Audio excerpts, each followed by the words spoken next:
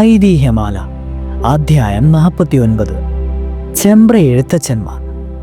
ചെമ്പ്ര എഴുത്തച്ഛൻ്റെ ഗ്രഹം ബ്രിട്ടീഷ് മലബാറിൽ വള്ളുവനാട് താലൂക്കിൽ തിരുവേഗപ്രക അംശത്തിൽ ചെമ്പ്രദേശത്ത് പള്ളിപ്പുറം തീവണ്ടി സ്റ്റേഷനിൽ നിന്ന് 1.5 നാഴിക വടക്കാണ്.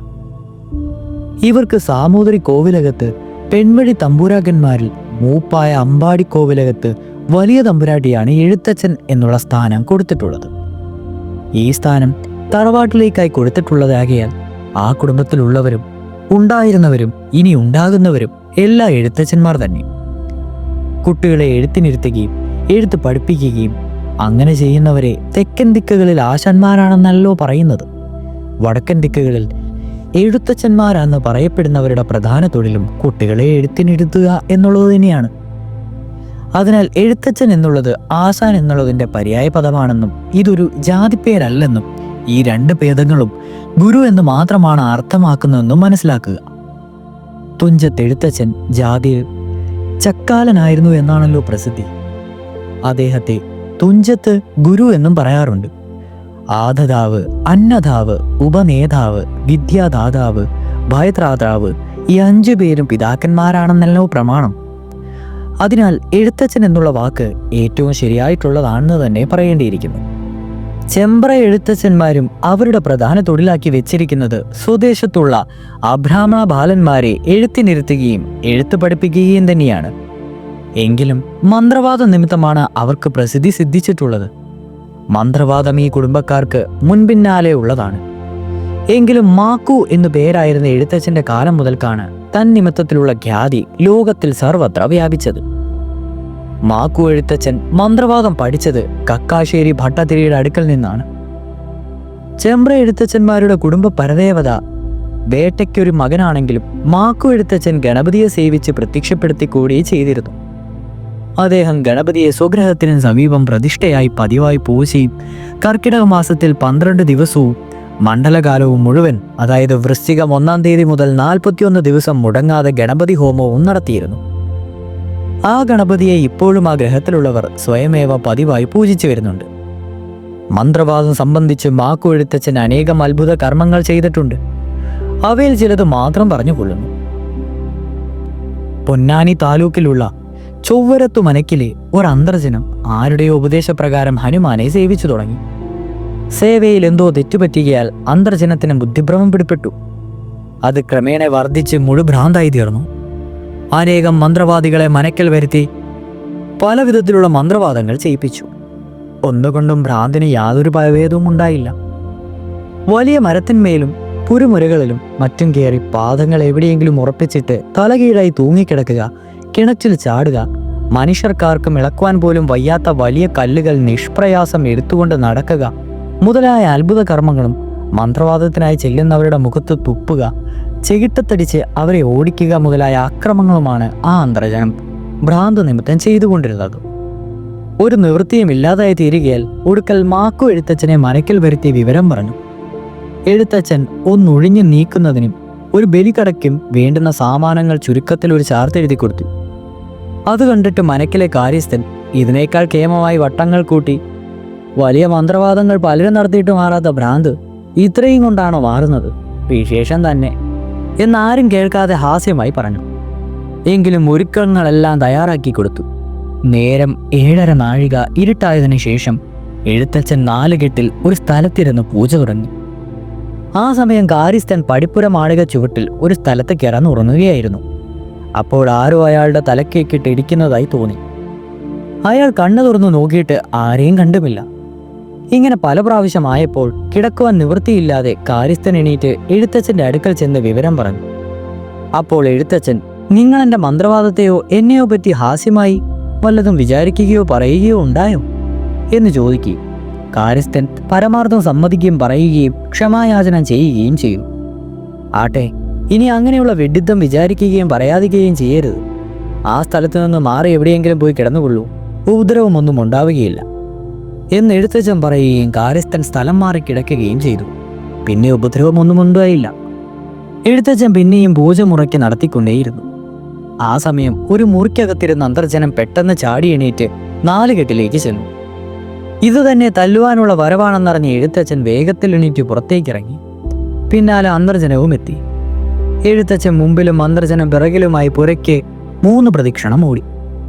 എഴുത്തച്ഛൻ ഗണപതിയുടെ മൂലമന്ത്രം ജപിച്ച് ഗണപതിയെ ധ്യാനിച്ചുകൊണ്ടാണ് ഓടിയത്. 3 പ്രദക്ഷിണം ഓടിയതിനു ശേഷം എഴുത്തച്ഛൻ തിരിഞ്ഞു നിന്നു. അപ്പോൾ അന്തർജനവും നിന്നു. അന്തർജനം അയ്യോ എന്നെ ഈ ഒറ്റ കൊമ്പനെ കൊണ്ട് കുത്തിക്കല്ലേ, എന്നെ രക്ഷിക്കണേ, ഞാൻ ഈ ദിക്കു വിട്ടു പോയിക്കൊള്ളാമേ എന്ന് നിലവിളിച്ച് പറഞ്ഞുകൊണ്ടാണ് നിന്നത്. എന്നാൽ അകത്തേക്ക് വരിക എന്ന് പറഞ്ഞ് എഴുത്തച്ഛൻ 4 കെട്ടിലേക്ക് കിടന്നു. അന്തർജനവും പിന്നാലെ ചെന്നു. അവിടെ വെച്ച് അന്തർജനത്തെ ബാധിച്ചിരുന്ന ദേവത പൊന്നും വിളക്കും പിടിച്ച് സത്യം ചെയ്ത് ഒഴിഞ്ഞുപോയി. അതോടുകൂടി അന്തർജനത്തിന്റെ ഭ്രാന്തും ഭേദമായി. അന്തർജനത്തിന്റെ ഭർത്താവായ നമ്പൂതിരിപ്പാട് എഴുത്തച്ഛനുമായി പലവിധ സമ്മാനങ്ങളും മറ്റും കൊടുത്ത് സന്തോഷിപ്പിച്ചയക്കുകയും ചെയ്തു. എഴുത്തച്ഛന്റെ ദേശത്തിന് സമീപം മരുതൂരംശത്തിൽ വലിയ ധനികനായ ചെള്ളാപ്പുള്ളി മേനോൻ 8 കൊട്ടും മാളികയുമായിട്ട് ഒരു പുര പണിയിപ്പിച്ചു. പുരപണിക്ക് കെട്ടിയ മാലിപ്പുരയുടെ നടുത്തൂണ് നടുമുറ്റത്താണ് കുഴിച്ചിട്ടത്. പുരപണി കഴിഞ്ഞതിന് ശേഷം മാലിപ്പുര പൊളിച്ചു മാറ്റി. എങ്കിലും നടുതൂണ് അവിടെ നിന്ന് എടുത്തു മാറ്റുവാൻ ഒരു മാർഗവും കാണായികയാൽ മേനോൻ ഏറ്റവും വിഷണ്ണനായി തീർന്നു. തൂണ് വളരെ വണ്ണവും നീളവുമുള്ളതായിരുന്നു. മേനോൻ പലരെയും വരുത്തി കാണിച്ചു. പുരയ്ക്ക് കേടുപറ്റാതെ നടുമുറ്റത്ത് നിന്ന് ഈ തൂണ് മാറ്റുന്ന കാര്യം അസാധ്യം തന്നെയെന്നാണ് എല്ലാവരും പറഞ്ഞത്. മേനോന് കുണ്ഠിതം ദുസ്സഹമായി തീർന്നു. ഒടുക്കം മേനോൻ മാക്കെഴുത്തച്ഛനെ കൊണ്ടുവന്ന് ഇപ്രകാരം പറഞ്ഞു: 12 പറ മലരും 108 കൊട്ട തേങ്ങയും 3 തുലാം ശർക്കരയും 1008 കദളിപ്പഴവും അവിടെ ശേഖരിച്ച് വെക്കണം. ഒരു രാത്രി അവിടെ നിന്ന് എല്ലാവരും എവിടെയെങ്കിലും മാറി താമസിക്കണം. ആ രാത്രിയിൽ അവിടെ മനുഷ്യരാരും ഉണ്ടായിരിക്കുവാനും പാടില്ല. ഇത്രയുമൊക്കെ തയ്യാറ് ചെയ്തിട്ട് എന്നോട് വിവരം പറയുക. വല്ലതും നിവൃത്തി ഉണ്ടാക്കി തരാമോ എന്ന് നോക്കാമെന്ന് എഴുത്തച്ഛൻ പറയുകയാൽ മേനോൻ അപ്രകാരമെല്ലാം തയ്യാറ് ചെയ്തുകൊണ്ട് വിവരം എഴുത്തച്ഛനെ അറിയിച്ചു. അന്ന് 18 നാഴിക ഇരുട്ടിയപ്പോൾ അവിടെ നിന്ന് 3 നാഴിക ദൂരെ ഭാരതപ്പുഴയിൽ എന്തോ വീണതുപോലെ ഒരു ശബ്ദം കേട്ടു. നേരം വെളുത്തപ്പോൾ ചെള്ളാപ്പുള്ളി മേനോന്റെ നടുമുറ്റത്ത് നിന്നിരുന്ന തൂൺ അവിടെ കാണുവാനില്ലായിരുന്നു. അത് ഭാരതപ്പുഴയിൽ കിടക്കുന്നതായി കാണുകയും ചെയ്തു. മേനോന്റെ പുരയ്ക്ക് യാതൊരു കേടും പറ്റാതെ ആ തൂണെടുത്തുകൊണ്ടുപോയി ഭാരതപ്പുഴയിലിട്ടത് എഴുത്തച്ഛന്റെ സേവാമൂർത്തിയായ ഗണപതിയാണെന്നുള്ളത് വിശേഷിച്ച് പറയണ്ടല്ലോ. എഴുത്തച്ഛന്റെ പറമ്പിൽ കറിസാമാനങ്ങൾ ധാരാളമായി കൃഷി ചെയ്യുക പതിവായിരുന്നു. അവിടെ കള്ളന്മാർ കയറി ചിലപ്പോൾ ചില സാമാനങ്ങൾ മോഷ്ടിച്ചുകൊണ്ടുപോയെന്നു വരും. അങ്ങനെ വേലക്കാർ ഒരു ദിവസം ആ വിവരം മാക്കു എഴുത്തച്ഛനെ ഗ്രഹിപ്പിച്ചു. ആട്ടെ, അതിന് സമാധാനം ഉണ്ടാക്കിക്കൊള്ളാമെന്ന് എഴുത്തച്ഛൻ മറുപടി പറയുകയും ചെയ്തു. അന്ന് രാത്രിയിലും കള്ളന്മാർ അവിടെ കയറി ചില സാമാനങ്ങൾ മോഷ്ടിച്ചു. അവർ സാമാനങ്ങളെല്ലാം എഴുത്തച്ഛൻ കിടന്നിരുന്ന കട്ടിലിന്റെ അടുക്കൽ കൊണ്ടുചെന്ന് വെച്ചിട്ട് എഴുത്തച്ഛനെ കട്ടിലോടുകൂടി എടുത്തുകൊണ്ട് പുരയ്ക്ക് പ്രദക്ഷിണം വെച്ച് തുടങ്ങി. അങ്ങനെ നേരം വെളുത്തു. അപ്പോൾ എഴുത്തച്ഛൻ ഉണരുകയും കള്ളന്മാർ പരമാർത്ഥമെല്ലാം പറയുകയും എഴുത്തച്ഛനോട് മാപ്പ് ചോദിക്കുകയും ഇനി ഒരിക്കലും തങ്ങൾ ഇവിടെ കയറി യാതൊന്നും മോഷ്ടിക്കുകയില്ല എന്ന് സത്യം ചെയ്യുകയും ചെയ്തു. ഉടനെ എഴുത്തച്ഛൻ അയൽവാസികളായ നിങ്ങൾ എന്തെങ്കിലും വേണമെങ്കിൽ ഇവിടെ വന്ന് ചോദിച്ചാൽ തരുന്നതിന് എനിക്ക് യാതൊരു വിരോധവുമില്ലല്ലോ. പിന്നെ നിങ്ങൾ രാത്രിയിൽ ഇങ്ങനെ കഷ്ടപ്പെടുന്നത് എന്തിനാണ്? ആട്ടെ, ഇനി ഇങ്ങനെ ചെയ്യരുതെന്നേ ഉള്ളൂ. ഇപ്പോൾ നിങ്ങൾ മോഷ്ടിച്ചത് നിങ്ങൾ തന്നെ കൊണ്ടുപോയിക്കൊള്ളുവിൻ എന്ന് പറഞ്ഞ് ആ സാമാനങ്ങൾ അവർക്ക് തന്നെ കൊടുത്തയച്ചു. അതിൽ പിന്നെ അവിടെ കള്ളന്മാരും ഉപദ്രവവും ഒരിക്കലും ഉണ്ടായിട്ടില്ല. പാടത്ത വീട്ടിൽ കേളുമേനോൻ എന്നൊരു ധനികൻ മാക്കു എഴുത്തച്ഛന്റെ പ്രാണസ്നേഹിതനായിരുന്നു. അയാൾ മിക്ക സമയവും എഴുത്തച്ഛന്റെ അടുക്കൽ തന്നെ ആയിരിക്കും. രാത്രിയിൽ കിടപ്പും അയാൾക്ക് എഴുത്തച്ഛന്റെ അടുക്കൽ തന്നെയാണ് പതിവ്. അങ്ങനെയിരിക്കുന്ന കേളുമേനോനെ ഒടിവിദ്യ പ്രയോഗം കൊണ്ട് കൊല്ലുവാൻ അയാളുടെ ചില വിരോധികൾ ചില ഒടിയന്മാരെ ചട്ടം കെട്ടി ഏതാനും പണവും കൊടുത്ത് ഏർപ്പാട് ചെയ്തു. ഓരോ ഗോലോ ഈർക്കിലിയും എടുത്ത് ഒരു മനുഷ്യന്റെ നേരെ കാണിച്ച് ഒരു മന്ത്രം ജപിച്ചൊടിച്ചാൽ ആ മനുഷ്യൻ ഒടിഞ്ഞ് നിലത്ത് വീണ് മരിക്കും. ഇങ്ങനെ ചെയ്യുന്നതിന് ഒടിവിദ്യ എന്നും ഈ വിദ്യ പ്രയോഗിക്കുന്നവരെ ഒടിയന്മാർ എന്നുമാണ് പറയുക. മുൻകാലങ്ങളിൽ ബ്രിട്ടീഷ് മലബാറിൽ ഒടിയന്മാർ ധാരാളം ഉണ്ടായിരുന്നു. ബ്രിട്ടീഷ് ഗവൺമെന്റ് ഒടിയന്മാരെ പിടിച്ച് ശിക്ഷിച്ചു തുടങ്ങിയതിനാൽ ഇപ്പോൾ അവിടെ ഒടിയന്മാർ വളരെ കുറഞ്ഞിട്ടുണ്ട്. ഒടിയന്മാർ ഒടിക്കുകയെന്നും മാട്ടുകയെന്നും 2 തരം വിദ്യകളുണ്ട്. ഒടിവിദ്യയെക്കുറിച്ച് മുൻപ് പറഞ്ഞുവല്ലോ. ഒടിയന്മാർ കാളയുടെയും കുതിരയുടെയും പട്ടിയുടെയും മറ്റും രൂപം ധരിച്ചും കടമ്പയായിട്ടും രാത്രികാലങ്ങളിൽ വഴിയിൽ പോയി നിൽക്കും. വിരോധികൾ ആ വഴിയെ വന്നാൽ പലവിധത്തിലുള്ള ഉപദ്രവങ്ങൾ ഏൽപ്പിക്കും. ഇതിനാണ് മാട്ടുക എന്ന് പറയുന്നത്. തെക്കൻ ദിക്കുകളിൽ ഈ വക വിദ്യകൾ നടപ്പില്ലാത്തതിനാലാണ് ഇതേക്കുറിച്ച് ഇത്രയും വിവരിച്ചത്. തൻ്റെ വിരോധികൾ തന്നെ കൊല്ലുവാനായി ഒടിയന്മാരെ ചട്ടം കെട്ടിക്കൊണ്ടെന്നുള്ള സംഗതി കേളുമേനോൻ എങ്ങനെയോ മനസ്സിലാക്കി. എന്നു മാത്രമല്ല, അയാൾ ഒരു ദിവസം രാത്രിയിൽ അത്താഴം കഴിച്ച് കിടക്കുവാനായിട്ട് എഴുത്തച്ഛൻ്റെ വീട്ടിലേക്ക് പോയ സമയം വഴിയിൽ വെച്ചൊരു വലിയ കാളയെ കാണുകയും അതുതന്നെ അകപ്പെടുത്തുന്നതിനായി ഒരു ഒടിയൻ വേഷം മാറി നിൽക്കുന്നതാണെന്ന് മനസ്സിലാകുകയും ചെയ്തു. അതിനായി അയാൾ ആ കാളയുടെ അടുക്കലേക്ക് പോകാതെ സദയം വഴിമാറി ഓടി എഴുത്തച്ഛൻ്റെ വീട്ടിലേക്ക് പോയി. അവിടെ ചെന്ന് എഴുത്തച്ഛനെ കണ്ടപ്പോൾ, നിങ്ങൾ വലിയ മന്ത്രവാദിയും ഞാൻ നിങ്ങളുടെ ഇഷ്ടനുമായിരുന്നിട്ടും രാത്രികാലങ്ങളിൽ ഒടിയന്മാരെ ഭയപ്പെട്ട് നടങ്ങേണ്ടതായി വരുന്നില്ലല്ലോ എന്ന് മേനോനും, ഇനി അങ്ങ് ഭയപ്പെടേണ്ടി വരികയില്ല എന്ന് എഴുത്തച്ഛനും പറഞ്ഞു. എഴുത്തച്ഛൻ ഉടനെ എന്തോ ഒരു വിദ്യ പ്രയോഗിച്ചു. കേളുമേനോനെ കൊല്ലുവാൻ സന്നദ്ധരായിരുന്ന ഒടിയന്മാർ 4 പേരും തൽക്ഷണം എഴുത്തച്ഛൻ്റെ പടിക്കെത്തുകയും അവർ നേരം വെളുക്കുന്നതുവരെ പരസ്പരം അടിച്ചുകൊണ്ട് നിൽക്കുകയും ചെയ്തു. അവരിൽ ഒരാൾ ഒരു പാണനും ശേഷം 3 പേർ അവൻ്റെ കൂട്ടുകാരനായ പറയരുമായിരുന്നു. നേരം വെളുത്തപ്പോഴേക്കും അടികൊണ്ട് 4 പേരും ഏറ്റവും അവശരായി തീർന്നു. അപ്പോഴേക്കും എഴുത്തച്ഛൻ പടിക്കൽ ചെന്നു. അപ്പോഴും അവർ പരസ്പരം അഴിച്ചുകൊണ്ട് നിൽക്കുകയായിരുന്നു. എഴുത്തച്ഛൻ അവരോട്, എന്താ ഒട്ടുമതിയായോ എന്ന് ചോദിച്ചു. അപ്പോൾ ഒടിയന്മാർ, പൊന്നു തിരുമേനി രക്ഷിക്കണം, അടിയങ്ങൾ വല്ലതും തെറ്റും ചെയ്തിട്ടുണ്ടെങ്കിൽ ക്ഷമിക്കണമെന്ന് പറഞ്ഞു. ഉടനെ എഴുത്തച്ഛൻ, ഇനി നിങ്ങൾ ഈ ദേശത്തൊരിക്കലും ഒടിവിദ്യ പ്രയോഗിക്കുകയില്ലെന്ന് സത്യം ചെയ്താൽ നിങ്ങളെ വിട്ടയക്കാമെന്ന് പറയുകയും ആ ഒടിയന്മാരെ അപ്രകാരം സത്യം ചെയ്യിക്കുകയും എഴുത്തച്ഛൻ ഉടനെ അവിടെ നിന്ന് പറഞ്ഞയപ്പിക്കുകയും ചെയ്തു. അപ്പോൾ അവർ അടിമതിയാക്കി യഥാപൂർവം പരസ്പര സ്നേഹകുലന്മാരായി പോവുകയും ചെയ്തു. മാക്കു എഴുത്തച്ഛൻ ഒരിക്കൽ മുതുതല പനമ്പറ്റക്കളത്തിൽ നായരുടെ വീട്ടിൽ ഒരു മന്ത്രവാദത്തിനായി പോയപ്പോൾ രാത്രി സമയത്ത് വഴിമധ്യേ മുമ്പിൽ കണ്ടിട്ടില്ലാത്ത ഒരു കടമ്പ കണ്ടു. ആ സ്ഥലത്ത് അതിനു മുമ്പ് ഒരിക്കലും കടമ്പ കണ്ടിട്ടില്ലാത്തതിനാൽ എഴുത്തച്ഛന് സംശയം തോന്നി. അദ്ദേഹം അടുത്ത് ചെന്ന് കയ്യിലുണ്ടായിരുന്ന പിശാങ്കത്തീ കൊണ്ട് കടമ്പയുടെ ഒരു മടി മുറിച്ചു. അപ്പോൾ ആ കടമ്പ ഒരു മനുഷ്യനായി തീർന്നു. അവൻ വാസ്തവത്തിൽ ഒടിയനായ ഒരു പറയനായിരുന്നു. അവൻ എഴുത്തച്ഛനെ കണ്ടയുടനെ താഴെ തൊഴുതുകൊണ്ട്, തമ്പുരാനെ ക്ഷമിക്കണം, അവിടുന്ന് ഇതിലെ എഴുന്നള്ളുമെന്ന് അറിഞ്ഞിരുന്നില്ല. ഇതറിഞ്ഞിരുന്നുവെങ്കിൽ ഇങ്ങനെ ചെയ്യുകയില്ലായിരുന്നു. മറ്റൊരാളെ അപായപ്പെടുത്തുന്നതിനാണ് ഈ വിദ്യ ചെയ്തത്. തമ്പുരാനും ഈ ദിക്കിൽ സഞ്ചാരമുള്ളതുകൊണ്ട് അടിയങ്ങൾ ഇനി ഒരിക്കലും ഈ പ്രദേശത്ത് ഒടിവിദ്യ പ്രയോഗിക്കുകയില്ല എന്ന് പറഞ്ഞു. അപ്രകാരം സത്യം ചെയ്തവർ അവിടെ നിന്ന് ഓടിപ്പോവുകയും ചെയ്തു. എഴുത്തച്ഛൻ്റെ അമ്പലത്തിലെ ഗണപതിയുടെ വിഗ്രഹം അൻപൊന്നുകൊണ്ടുള്ളതാണ്. ആ ബിംബവും അവിടെയുള്ള മറ്റ് സാധനങ്ങളും എല്ലാം മോഷ്ടിച്ചു കൊണ്ടുപോകുന്നതിനായി ഒരു നവരാത്രി കാലത്ത് ചില കള്ളന്മാർ അവിടെ ചെന്ന് കയറി.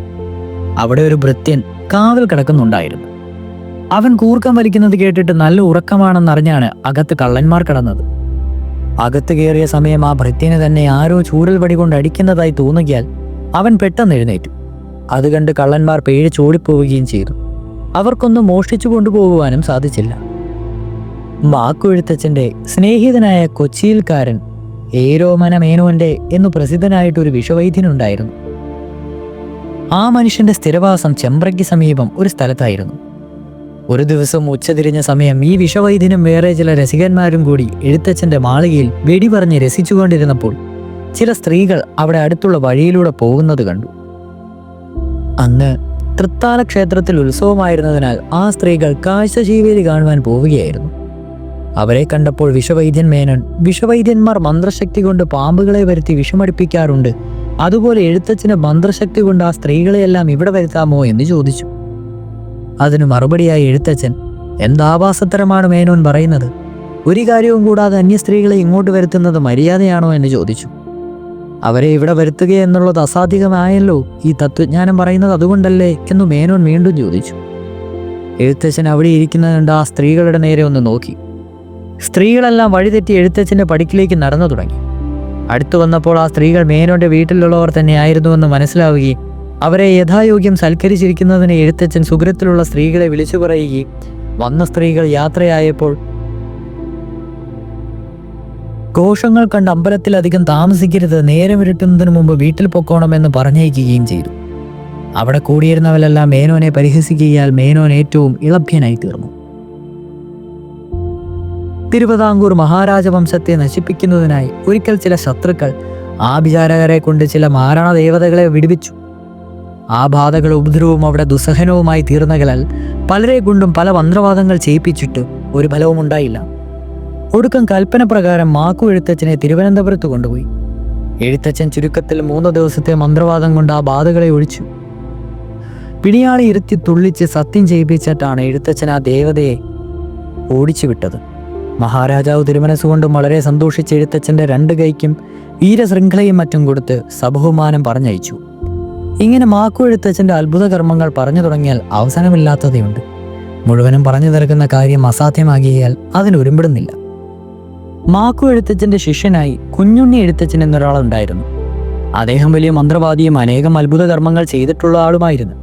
അദ്ദേഹത്തിൻ്റെയും അത്ഭുത കർമ്മങ്ങൾ കണ്ടറിഞ്ഞിട്ടുള്ളവർ ഇപ്പോൾ പലരുള്ളതിനാൽ അവയെപ്പറ്റി അധികം വിസ്തരിക്കുന്നില്ല. കുഞ്ഞുണ്ണി എഴുത്തച്ഛൻ ഒരിക്കൽ ഒരു കിണർ കെട്ടിച്ചപ്പോൾ അതിന് പാലം വെക്കുന്നതിനായി ഒരു കരിങ്കല്ല് എടുത്തുകൊണ്ടുവരുവാൻ സ്വന്തം ഭൃത്യന്മാരായ 2 പേരെയും 5-8 കൂലിക്കാരെയും കൂടി പറഞ്ഞയച്ചു. കല്ല് 2-3 പറമ്പിട അകലെയാണ് കിടക്കുന്നത്. അതിന് വളരെ നീളവും വീതിയും കനവും ഉണ്ടായിരുന്നു. അയക്കപ്പെട്ടവരിൽ ചെന്ന് പിടിച്ചു നോക്കിയിട്ട് കല്ലൊന്ന് ഇളക്കുവാൻ പോലും സാധിച്ചില്ല. ആ വിവരം ഭൃത്യന്മാർ എഴുത്തച്ഛൻ്റെ അടുക്കൽ ചെന്ന് പറഞ്ഞു. എന്നാൽ ഞാൻ വരാം, നിങ്ങൾ 2 പേര് മാത്രം എൻ്റെ കൂടെ വന്നാൽ മതിയെന്ന് പറഞ്ഞ് എഴുത്തച്ഛൻ ഒരു മുളവടിയും എടുത്തുകൊണ്ട് ആ ഭൃത്യന്മാരോട് കൂടെ പോയി. കല്ല് കിടന്ന സ്ഥലത്ത് ചെന്ന് എഴുത്തച്ഛൻ മുളവടി കൊണ്ട് കല്ലിന്മേലൊന്ന് തൊട്ടു. ഇനി കല്ലെടുത്ത് നോക്കുവനെന്ന് ഭൃത്യന്മാരോട് പറഞ്ഞു. അവർ 2 പേരും കൂടി ആ കല്ല് നിഷ്പ്രയാസം എടുക്കുകയും എഴുത്തച്ഛൻ ആ മുളവടി കൊണ്ട് കല്ലിന്മേൽ തൊട്ടുകൊണ്ടിരിക്കുകയും അങ്ങനെ കല്ല് അനായാസേന എഴുത്തച്ഛൻ്റെ വീട്ടിൽ കൊണ്ടുവരികയും ചെയ്തു. ഈ എഴുത്തച്ഛനും ഗണപതിയെ സേവിച്ച് പ്രത്യക്ഷപ്പെടുത്തിയിട്ടുള്ള ആളായിരുന്നു. കുഞ്ഞുണ്ണി എഴുത്തച്ഛൻ്റെ മകനായി കൃഷ്ണൻ എഴുത്തച്ഛൻ എന്നൊരാളുണ്ടായിരുന്നു. അദ്ദേഹവും വലിയ മന്ത്രവാദിയായിരുന്നു. എഴുത്തച്ഛൻ്റെ വീട്ടിന് സമീപം ഒരു മനക്കൽ കുടിവയ്പ് അടിയന്തരത്തിന് ക്ഷണിച്ചിരുന്നതിനാൽ കൃഷ്ണൻ എഴുത്തച്ഛനും അവിടെ പോയിരുന്നു. അതൊരു കടുത്ത വേനൽക്കാലമായിരുന്നതിനാൽ മഴയുണ്ടാവുകയില്ലെന്ന് വിചാരിച്ച് സദ്യക്കില വിളമ്പ് മുറ്റത്ത് പന്തലാണ് ഇട്ടിരുന്നത്. സദ്യക്കില വയ്ക്കാറായപ്പോൾ ഇടിയും മിന്നലും മഴക്കാറും കലശാവുകയും ഉടനെ മഴ തുടങ്ങുകയും ലക്ഷണങ്ങളെല്ലാം കണ്ടു തുടങ്ങുകയും ചെയ്തു. അപ്പോൾ അവിടെ കൂടിയിരുന്നവരും ഇല്ലത്തുള്ളവരുമെല്ലാം ഏറ്റവും വിഷണ്ണരായി തീർന്നു. ഗൃഹസ്ഥൻ നമ്പൂരി എഴുത്തച്ഛൻ്റെ അടുക്കൽ ചെന്ന് കാര്യം വലിയ വിഷമത്തിലായല്ലോ, ഇതിന് എഴുത്തച്ഛൻ എന്തെങ്കിലും നിവൃത്തി ഉണ്ടാക്കണമെന്ന് പറഞ്ഞു. ഉടനെ എഴുത്തച്ഛൻ സ്വഗൃഹത്തിൽ പോയി ഒരു ഗ്രന്ഥമെടുത്ത് കൊണ്ടുവന്നഴിച്ച് 2ആയി പകുത്ത് പന്തലിൻ്റെ മുകളിൽ വെച്ച് ആ ഇല്ലപ്പറമ്പിൻ്റെ അതിർവരെയുള്ള 4 വശങ്ങളിലും അതികലശമായി മഴ പെയ്തു. അവിടെ മാത്രം പെയ്തില്ല. എല്ലാവരും വളരെ വിസ്മയിച്ചു. നമ്പൂരി എഴുത്തച്ഛനെ യഥേഷ്ടം ഊണ് കഴിപ്പിച്ച് ചില സാമാനങ്ങളും കൊടുത്ത് സന്തോഷിപ്പിച്ചയച്ചു. വിദ്വാൻ മാനവിക്രമൻ, ഏട്ടൻ തമ്പുരാൻ എന്നു പ്രസിദ്ധന്മാരായിരുന്ന തീവിട്ടുപോയ സാമൂതിരിപ്പാട് തിരുമനസിലേക്കുണ്ടായിരുന്ന കാസരോഗം ഇദ്ദേഹമാണ് ഭേദപ്പെട്ടിരുന്നത്. ഇദ്ദേഹത്തിന് വൈദ്യവും ഉണ്ടായിരുന്നു. ഒരു സ്വജനഗൃഹത്തിൽ കല്യാണത്തിന് കിണ്ടി പോരാതിരുന്നതിനാൽ ആ വീട്ടുകാർ 5-8 കിണ്ടിക്കായി കൃഷ്ണൻ എഴുത്തച്ഛൻ്റെ അടുക്കൽ ആളയച്ചു. ആ ചെന്ന ആളോട് എഴുത്തച്ഛൻ, കിണ്ടി അവിടെയുള്ളത് കൊണ്ടും മതിയാകും, പോരെങ്കിൽ ഞാനിവിടെ വരുമ്പോൾ ഉണ്ടാക്കിക്കൊള്ളാമെന്ന് പറഞ്ഞു. എഴുത്തച്ഛൻ കല്യാണ വീട്ടിൽ ചെന്നപ്പോൾ എങ്ങനെയോ എന്തോ ഇവിടെ വേണ്ടതിലധികം കിണ്ടി കാണപ്പെട്ടു. ഈ എഴുത്തച്ഛൻ വലിയ കാളഭ്രാന്തനായിരുന്നു. നല്ല കാള എവിടെയുണ്ടെങ്കിലും അത് വില കൊടുത്ത് അദ്ദേഹം വാങ്ങും. ഒരിക്കൽ അദ്ദേഹം വലിയ വില കൊടുത്ത് 2 കാളേനെ വാങ്ങി. കണ്ടത്തിൽ പൂട്ടാനായവയെ കൊണ്ടുപോയി നുകം വെച്ച് കെട്ടിയപ്പോൾ 2 കാളകളും കിടന്നു. പൂട്ടുകാർ പഠിച്ച വിദ്യകളൊക്കെ പ്രയോഗിച്ച് നോക്കിയിട്ടും കാളകളെ എണീപ്പിക്കുവാൻ കഴിഞ്ഞില്ല.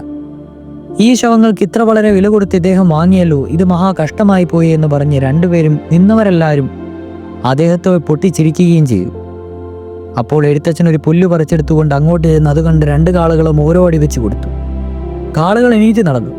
അതിൽ പിന്നെ ആ കാളകൾ പൂട്ടാൻ കൊണ്ടുചെന്ന് കിട്ടിയാൽ ഒരിക്കലും കിടന്നിരുന്നില്ല. ചെമ്പ്രദേശത്ത് തന്നെയുള്ള ഒരു വാര്യരുടെ ബ്രഹ്മരക്ഷസിനെ ഒഴിക്കുവാൻ വേണ്ടുന്ന ഉപകരണങ്ങൾക്ക് എഴുത്തച്ഛൻ ചാർത്തു കൊടുക്കുകയും വാര്യത്തുള്ളവർ സാമാനങ്ങളെല്ലാം ശേഖരിച്ചു വെക്കുകയും ചെയ്തു. അതിനുശേഷം കൃഷ്ണൻ എഴുത്തച്ഛൻ അവിടെ ചെന്ന് ചില പൂജകളും ഹോമങ്ങളും മറ്റും ആരംഭിച്ചു. ഒരു ചക്രം വരച്ച് അതിലൊരു ത്രിശൂലവും വെച്ചിട്ട് രക്ഷസ് ബാധിച്ചിട്ടുള്ള വാര്യരെ കൊണ്ടുവന്ന് ആ ലീലയിൽ ഇരുത്തുവാൻ പറഞ്ഞു. അവിടെ ഉണ്ടായിരുന്നവരെല്ലാം ഇണങ്ങിയും പല വിധത്തിൽ പറഞ്ഞുകൊണ്ട് നോക്കിയിട്ടും വാര്യർ ആ ഇലയിൽ ചെന്നിരുന്നില്ല. ബലാൽ പിടിച്ചുകൊണ്ടുപോയി പോകുവാനായി ശ്രമിച്ചപ്പോൾ വാര്യർ ശവം പോലെ നിശ്ചേഷ്ടനായി കിടന്നു. ഒരു നിവൃത്തിയും ഇല്ലാതായപ്പോൾ പൂജ കഴിച്ചുകൊണ്ടിരിക്കുന്ന എഴുത്തച്ഛൻ്റെ അടുക്കൽ വന്ന് വിവരം പറഞ്ഞു. എഴുത്തച്ഛൻ ഉടനെ ഒരു പിടി അരിയും പൂവും വാരിയെടുത്തു. അത് ജപിച്ചു കൊടുത്ത് അത് ആ വാര്യരുടെ ശിരസിൽ കൊണ്ട് ചെന്നിടുവാൻ പറഞ്ഞു.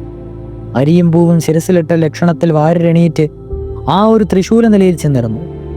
എഴുത്തച്ഛൻ്റെ ഭസ്മം ജപിച്ചിട്ട് തള്ളിക്കുകയും രക്ഷസ് സത്യം ചെയ്ത് ഒഴിഞ്ഞു പോവുകയും ചെയ്തു. ഈ കൃഷ്ണൻ എഴുത്തച്ഛൻ മരിച്ചിട്ട് ഇപ്പോൾ 9 കൊല്ലമേ ആകുന്നുള്ളൂ. ഇദ്ദേഹത്തിൻ്റെ മകനാണ് ഇപ്പോൾ തറവാട്ടിൽ കാരണവറായിരിക്കുന്ന കുഞ്ചവെഴുത്തച്ഛൻ. അദ്ദേഹവും നല്ല മന്ത്രവാദിയാണ്. ചെമ്പ്രത്ത് എഴുത്തച്ഛന്മാർ മന്ത്രവാദം ചെയ്യണമെങ്കിൽ ആദ്യം തന്നെ അവരുടെ പരദേവതകൾക്ക് വഴിപാടായി 6 അവിടെയെങ്കിലും കൊടുക്കണം. ഇത് മുൻപിനാലെയുള്ള പതിവാണ്. പിന്നെ വല്ലതും കൊടുത്താലും ഒന്നും കൊടുത്തില്ലെങ്കിലും യാതൊരു വിരോധവുമില്ല. മാക്കുവെഴുത്തച്ഛൻ്റെ കാലത്ത് അദ്ദേഹത്തിൻ്റെ പടിപ്പുരം ആളുകളിൽ ദിവസം പ്രതി അനേകം യോഗ്യന്മാർ വന്നുകൂടുകയും മൃദംഗം വായന, വീണ വായന, പാട്ട് മുതലായവയും ചതുരംഗം കളി, ചെപ്പടി വിദ്യ മുതലായവയും പതിവായിരുന്നു. ഇതുകൂടാതെ എഴുത്തച്ഛൻ ശ്രീകൃഷ്ണന്റെ ഒരു ചിത്രം വെച്ച് അതിൻ്റെ മുൻപിലിരുന്ന പതിവായി ഭാഗവതം വായിക്കുകയും ചെയ്തിരുന്നു. ആ ചിത്രം ഇപ്പോഴും അവിടെ ഇരിക്കുന്നുണ്ട്. ഭാഗവത പാരായണം ഇപ്പോഴും അവിടെ പതിവായി നടത്തി വരുന്നുമുണ്ട്. കാലക്രമം കൊണ്ട് ആ ചിത്രത്തിൽ ഭഗവത് സാന്നിധ്യം ഉണ്ടായിത്തീരുകയാൽ ആ മാളികയിൽ രാത്രികാലങ്ങളിൽ ചില ദിവ്യന്മാർ വന്നു പോകുന്നുണ്ടെന്നാണ് വിശ്വാസം. അതിനാൽ ആ പടിപ്പുര മാളികയിൽ രാത്രിയിൽ മനുഷ്യരാരും കിടക്കാറില്ല. അവിടെ കിടന്നുറങ്ങുന്നവരെ ആരോ ഉരുട്ടി താഴെയിടുമെന്നുള്ളത് തീർച്ചയാണ്. രാത്രിയിൽ ചിലപ്പോൾ ആ മാളികയിൽ പാട്ടും വീണവായനയും മറ്റും കേൾക്കാറുണ്ടായിരുന്നുവെന്നല്ല, ഇപ്പോൾ ചിലപ്പോൾ കേൾക്കുകയും ചെയ്യാം. അത് ഞായർ, ചൊവ്വ, വെള്ളി ഈ ആഴ്ചകളിലുമാണ്. ഇതോടുകൂടി ഐതിഹ്യമാല അധ്യായം 49 സമാപിച്ചിരിക്കുന്നു. ഇനി അധ്യായം 50 ആണ്. കൊച്ചി ശക്തൻ തമ്പുരാൻ തിരുമനസ്സുകൊണ്ട് എന്ന അധ്യായം തുടരും.